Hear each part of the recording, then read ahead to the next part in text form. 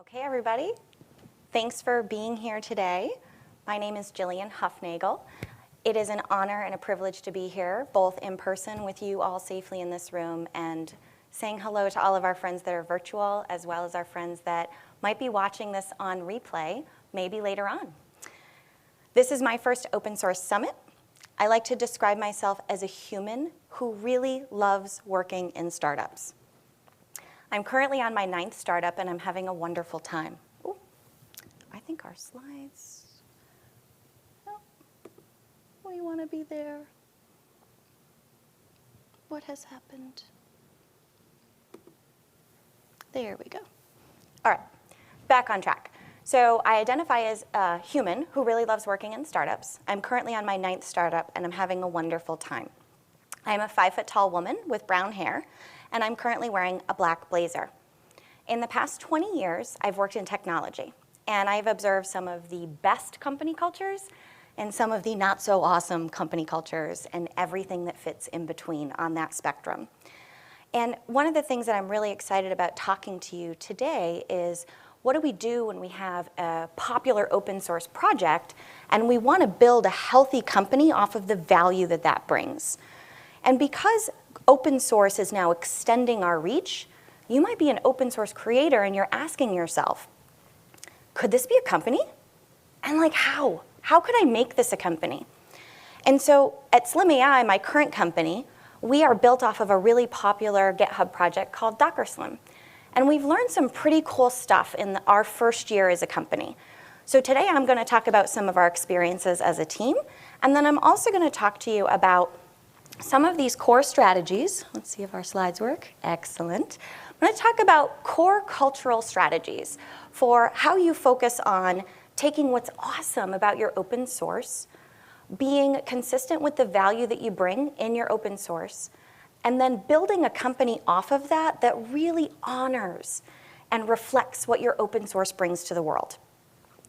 So there's a few ways that you need to do that.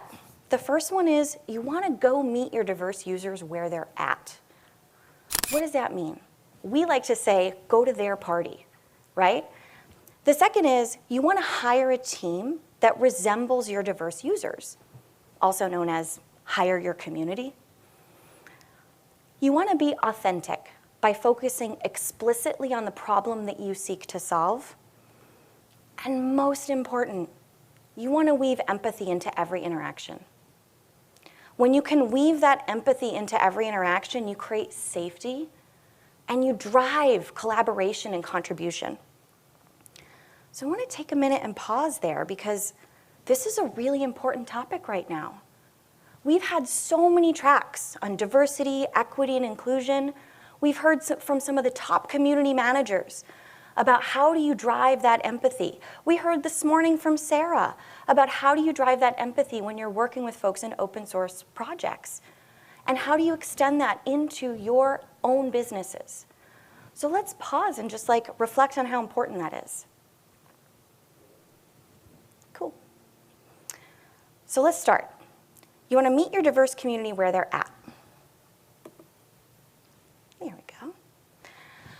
So when you can meet them where they're at, you're going to drive really, really deep connection and deeper value. A few ways that I've seen this done extremely well is when you commit to an operating rhythm where you as the open source founder and your team are entrenched in the community. You're listening to your users all the time. You're understanding what are they doing with your open source that's bringing them value. You're seeking to understand what are the problems that they're solving today and what are the problems that they need to solve in the future. When you can listen to what those problems are and you have that deeper understanding of what they want to do, you're going to create shared collaboration. You're going to create shared ideation. And then you're going to bring more value back into your community. Talking to your community should be inclusive. A lot of people use inclusive as like a buzzword because, hey, we're really focusing on DE&I. I'm going to give you a very tangible example of how you can choose inclusivity and how you communicate with your community as well as your internal teams. Pick collaboration tools that are inclusive.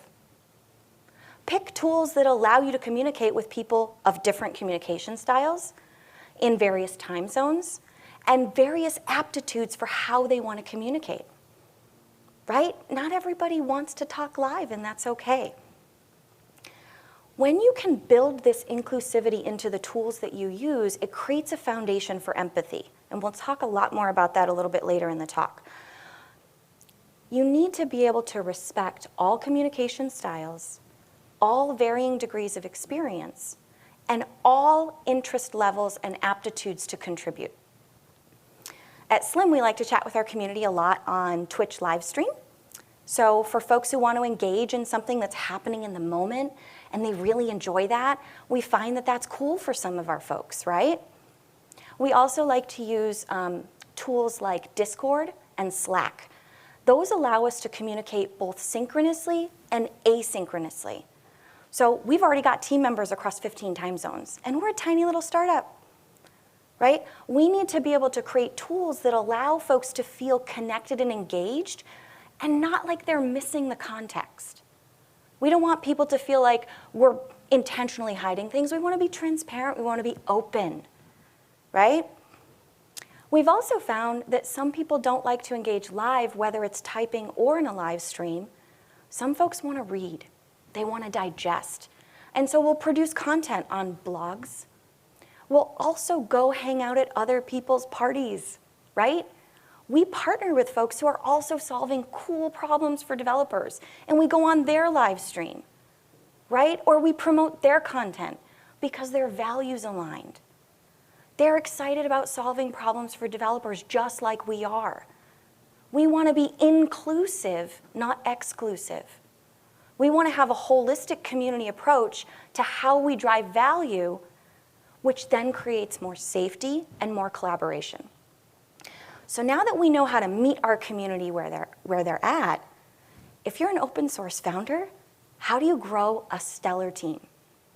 How do you even, like, where do you even start, right? So let's make sure our slides go there. So you want to think about how do you build a team that looks and behaves like your diverse users? Like, what are the things that are awesome about your community? And because open source projects, as we said, are like a model for distributed communication and collaboration, and most cloud and hybrid cloud companies are going fully remote. The pandemic has taught us that. It works, right? You want to think about your talent strategy to go global. And you also want to think about your talent strategy to augment your gaps as a leader. You're going to need money to hire those people, right? All right, so if you start with thinking about where your investment comes, and you only consider funding from investors that are supportive and passionate about growing both your open source and your company, you're going to be really successful, right? There's plenty of funding out there. You have to take the time to really analyze whether or not these investors believe in open source. When you choose to take a check, you're signing essentially a contract to be in a relationship with those people. You want to make sure that they're going to represent your values and your principles and support growing your open source and your company at the same time. So I'll give you a little bit of just like a credential, right? Because you want to know that I actually know what I'm talking about. So 9 startups, 20 years. I've supported just under 100 executives. And being an executive doesn't make you a leader. It doesn't. It's a title, right? So when you think about being an open source creator and you want to go from being a creator to being a leader, what are the things that you need to think about?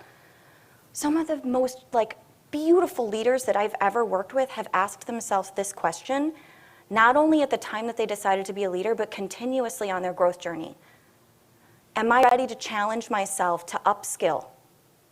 Am I ready to step into a zone where I'm going to challenge myself to be a different type of person, because leadership requires continuous development, right? You're not going to be a good developer if you're not continuously sharpening your toolbox, if you're not learning new code. You can't be a good leader if you're not doing the same. So here's some questions you want to ask yourself when you're considering becoming a leader. What are the things I don't like doing? Who can I hire to do the things I don't like? Right? Don't distract yourself with the things that you can hire competency around you for. Don't waste time trying to micromanage things that are not your passion zone. Right? There's plenty of folks out there that can fill your gaps. So how do you identify your gaps? Ask yourself, what am I not good at?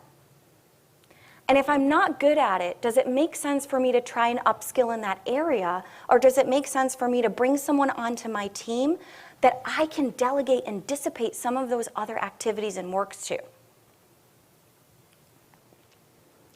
You need to ask yourself, what are some of the experiences that you don't have? And then pull in that core team around you. So I said earlier that you should hire a team that resembles your diverse users, AKA hire your community, right? This is actually a pretty simple one. You're already hanging out with them. You're already entrenched in the community. You're already listening to them. You're already talking to them. You're already observing what they're doing and their contributions. Pay close attention to the people that are helping solve problems for their peers. They're going to be principle aligned for you, right? Because they really care about working in collaboration with other people. Look for people who are contributing in a way that is aligned to how you want your business to work.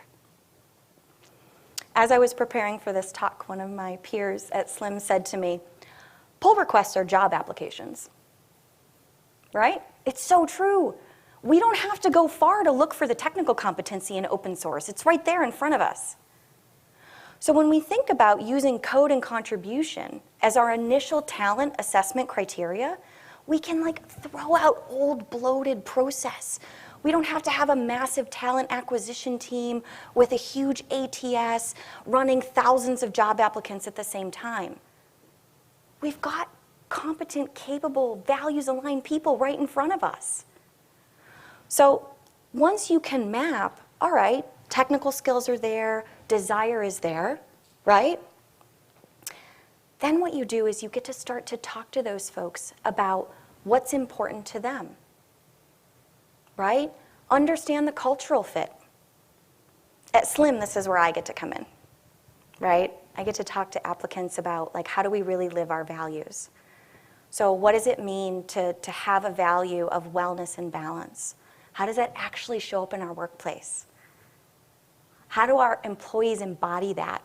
How do they celebrate that? And then I get to geek out on other things like, benefits and policy and procedure and all of the HRE stuff, right? But that's my specialty. And our team knows that that's important to have people that have that competency to fill that gap. So there's a whole lot more on once you get someone in the door, how do you do really good onboarding in an asynchronous organization? And I think if anybody's interested in that, Martin and I would love to do a live stream. So just let us know. We'll hit it up on Twitch. So next, I want you to think about talent geography differently. I mentioned earlier you want to be able to pull from a global talent pool. One of the ways that you can avoid limiting your reach is partner with an employer of record. An employer of record is an organization that allows you to hire anywhere in the world and avoid all of the bloated systems of setting up subsidiaries in various countries, which sometimes can take 6 weeks to 3 to 5 months, right? Your talent's gone. It got a job somewhere else. It's not waiting for you. So when you use an employer of record, at Slim we use a company called Deel, D-E-E-L. They allow us to hire in over 150 countries, which is pretty much anywhere in the world. So this puts us in a situation where maybe someone is using Docker Slim. And they're like, oh, that's cool, I like this project, right? And then they're like, oh, let me check out Slim's GitHub, and they see our open source engineering principles. They're like, I'm aligned with that. That looks and feels like me. And then they see that we've open sourced the list of our jobs. And then they send us a note, and they say, this is what cloud native means to me. I don't want your resume. I can see your code, right? And then we engage in a conversation with those folks at a human level. This is a slam dunk for us. You're already contributing to our community or a SaaS. Your principle and values align because you self-selected in. At this point, we have no idea where in the world you live. And that's okay. Because if we're aligned, we can hire in up to 150 plus countries. So now that you're thinking about, okay, I'm going to meet my community where they're at. I'm going to augment my gaps as a leader. I'm going to hire folks from my community.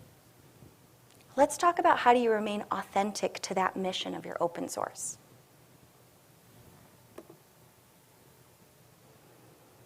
So good news. Being authentic with your community by focusing explicitly on the problem that you solve, right? Focusing on who you're solving the problem for and what problem you're solving, that's your North Star. It's so easy to get back to that, right? If you're questioning whether or not you're going in the right direction and you know you're still solving that problem for the right people, you're on the right track. You began your open source project to help solve a problem. Building a company doesn't change that. Remember, you've got funding from investors who love open source, right? Check. So when you think about like, how do you as a founder stay hyper-focused on that problem that you're solving? So this is where your leadership comes in. It's super easy in a small startup to get really distracted with, oh, this is a cool idea, and I'm gonna go do this, and this was a feature request from this person who we really love, right? But you don't have enough folks on your team to prosecute all those ideas. So as a founder, you're pushing yourself into a zone where you have to kind of draw the line and say, all right, we got to stay hyper-focused on mission critical. When we can stay hyper-focused on mission critical, we're driving trust back into our community because we're delivering on the value that we say we deliver on. And when people trust us, they engage with us better, right? So don't get distracted. And what's cool about it is because you're already entrenched in your community and you're engaging deeper and deeper and you're understanding better and better, you and your internal team have a very clear picture of what's the next incremental value you're going to drive. Your users are basically helping you build your product roadmap for you. And the second you stop listening to them, they're gone. So don't lose them. The other thing that's really important, and I know in engineering it's good practice, it's best practice to write things down. We want to codify things. We also need to codify our mission. We need to codify our principles. We need to write down our code of conduct. By creating these artifacts and creating best practices of saying, hey, check this out. This is how we seek to show up in the world. We're not always going to get it right, but this is always what we're going to strive for. So now let's talk a little bit about maybe that elusive piece of empathy, because you can't just write it down. You got to live it. You got to operationalize it, right? So we're going to go to the next slide. All right. I've worked in a ton of fast-paced startups where we are growing at insane pace of execution and hiring hundreds, if not more, of people a month. I have heard time and time and time again in my career from leaders, from investors, from board members, go faster. As a leader, you have to ask yourself, is fast good?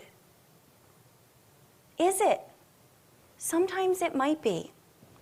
So when you tap into these diverse experiences and perspectives and the creativity of your open source and the people in your organization, you weave that empathy into the experience to drive the collaboration. You have to start with yourself.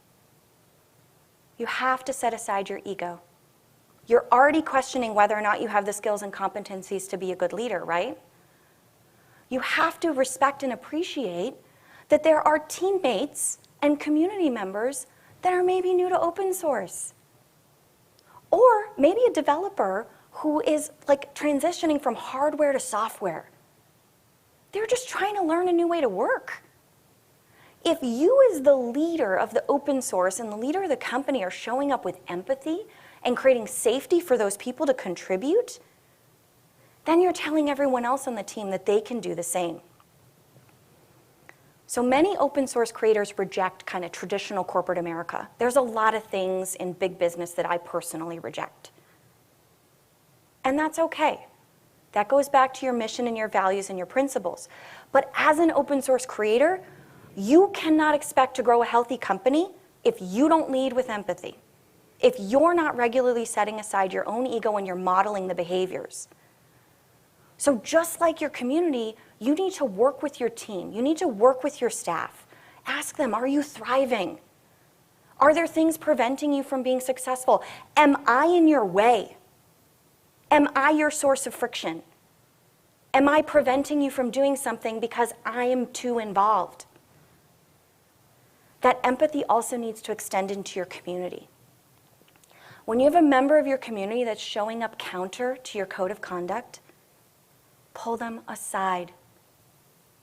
Say, you are not operating in a way that's aligned with our community. What can I do to help you? Not you're bad, not you're wrong, there's the door. What can I do to help you? I need to understand. And if you give them that opportunity and they still can't step forward, you say with kindness, we're not going to have you contribute to our community at this time, and we're going to be here when you're ready to come back. So the more you do this, you expand that empathy through your community, through your employees, through your investor ecosystem, and when you put good stuff out, you get good stuff back. It feeds this virtuous cycle. You get more aligned candidates. You get more aligned investment. And so I was hoping today to really kind of give you these tangible ways that you could weave these things into your organization if you're thinking about, I have open source and I want to make a company. I think we have a couple minutes left for questions. If anybody has thoughts, questions.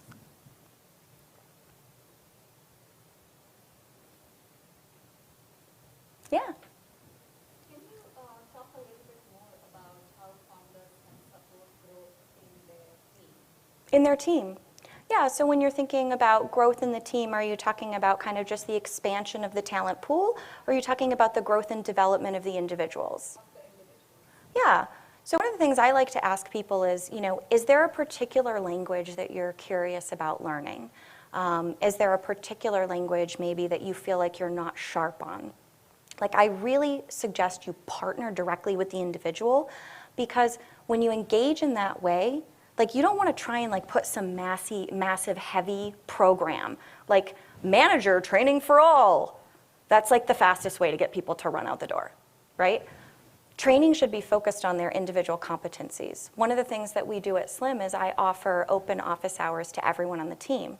And so a team member may come to me and say, hey, I recently determined that I wanted to improve my public speaking.